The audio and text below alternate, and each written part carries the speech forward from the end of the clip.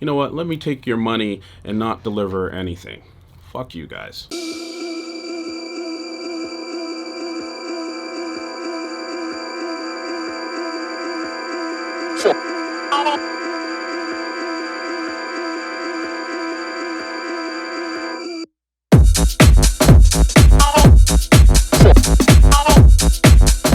What's up, fam? It's your boy Demuir here, purveyor of all sounds underground. Thank you for joining me on my YouTube channel today, where I'll be discussing the topic of the 5 people you should absolutely avoid in the dance music industry. But before we jump into things, what I need from you is that SLC, hit subscribe, like, comment, and more importantly, hit the notifications bell to stay in touch with the new videos that we have up and coming. So number 1, the person you should avoid here is called the talker. These are people that you'll always see out at almost each and every event that you attend or not attend in some instances, and they always love what you're doing and what you're bringing to the game, and they always have some kind of fucking project or some new initiative that never really comes to fruition. And the most that they do is name drop and chew up a whole ton of your time. I've learned to avoid these people like the plague. And point number 2 is the bottle suckers. These are people who ride coattails, just sort of hang around on the periphery, drink up all of your liquor, make their way to the DJ booth, and act like they know you and everyone and everybody in the industry, similar to the talker. But the thing about these guys is they will embarrass you on a notice whim, and sometimes you don't even get the notice.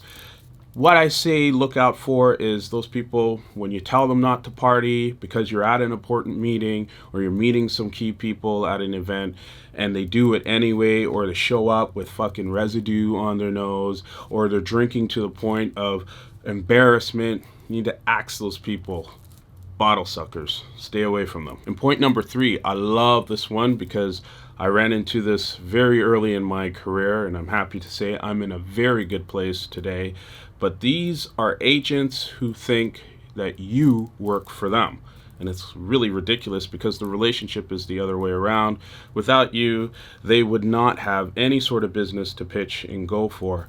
And when I ran into this, it looks a lot like this. When they're unable to pay you on time, when you notice that a lot of other artists in the same agency are going through the same shit, and lastly, you notice that they are using the deposits to pay for their own lifestyle. So agents or people that are in your circle that think you work for them rather than the other way around, you know you need to exit that relationship quick. And point number 4 is managers that work on a retainer, which is completely ridiculous when you think about it. The function of a manager is to work for you as the artist, to hustle for you, to make sure you're getting the best and most out of any business deal that comes in front of you, and to take advantage of opportunities that are on the horizon or not yet foreseen.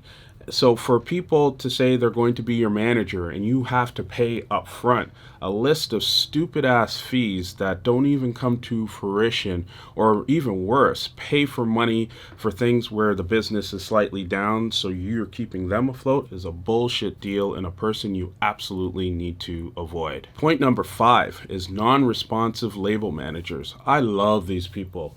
When they talk to me about all the labels they manage and who they're doing work for, and then when you bring them to fire and say, hey, I got some stuff, there is crickets and radio silence, not to be heard from.